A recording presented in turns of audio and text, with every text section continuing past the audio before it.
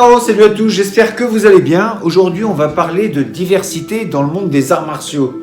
Et on va en profiter pour faire un parallèle avec nos projets. Si on ne compte uniquement que les écoles recensées en Chine, je crois qu'il y en a à peu près plus de 600. Alors, au niveau des arts martiaux dans le monde, ils sont pléthores. Et en cela, on va dire que c'est plutôt pas mal. Mais maintenant, pourquoi y en a-t-il autant ? Quelles sont les différences ? Et qu'est-ce qui fait que tel ou tel soit si différencié ? Qu'est-ce qui les rend si différents ? Si on prend par exemple le karaté, il y a énormément de formes. Le Uchi-ryu, le Goju-ryu, le Shotokan, etc., etc. Tous ont leur spécificité propre. Et c'est ce qui fait leur charme. Être différent. Ne pas se conformer à la masse. Apporter une vision différente des autres. Ce qui nous permet d'avoir un choix plus diversifié. Et répondra donc à ce que l'on est au fond de nous-mêmes. Il est donc un peu ridicule de vouloir créer une école uniquement pour vouloir créer son école.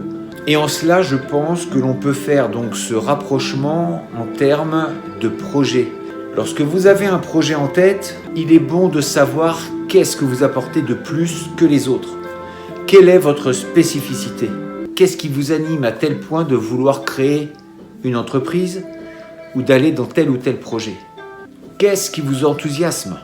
Quelle est cette valeur ajoutée que vous apportez à votre projet ? On peut constater malheureusement trop souvent que la plupart des gens veulent simplement créer un projet mais sans avoir vraiment quelque chose qui les anime profondément. Du coup, on va se retrouver avec des entreprises qui se ressemblent énormément. On peut retrouver ceci par exemple dans pas mal de restaurants où en fait le cadre n'est pas du tout adapté ou en tout cas même pas existant. On retrouve également ce problème dans pas mal d'entreprises dites de services où il n'y a pas cette petite touche personnalisée en fonction de chaque client.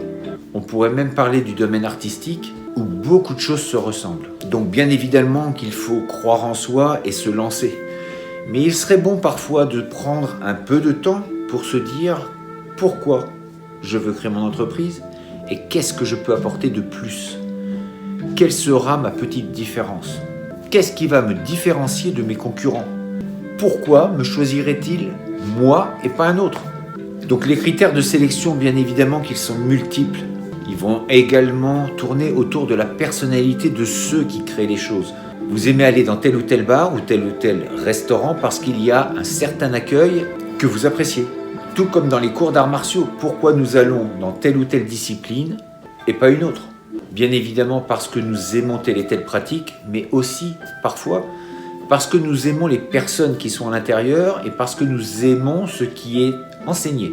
Donc je vous laisse méditer sur cette petite notion de valeur ajoutée que l'on doit apporter dans tout projet ou dans tout lieu que l'on occupe ou que l'on aimerait occuper. Que 2022 soit la concrétisation de vos projets.